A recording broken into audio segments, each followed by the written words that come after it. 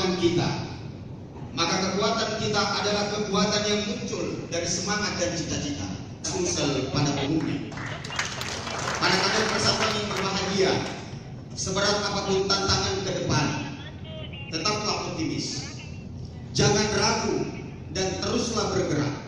Sesungguhnya keraguan-raguan itu hanya milik orang-orang yang tidak punya harapan. Dan karena yang tidak tahu hidayah, Assalamualaikum warahmatullahi wabarakatuh. Aplaus untuk Ketua Majelis.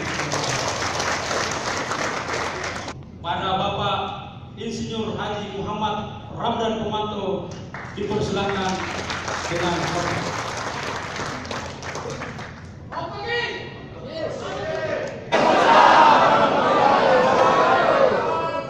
Selamat sore, salam sejahtera bagi kita semua.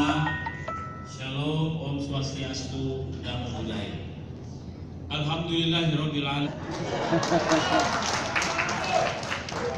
Luar biasa, kami sering berdiskusi tentang banyak hal, termasuk acara hari ini.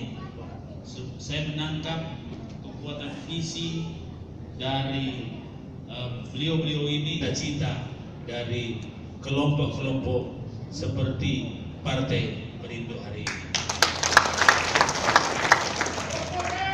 Seluruh kader-kader Perindo dan hadirin hadirat yang dirahmati Allah Subhanahu wa taala.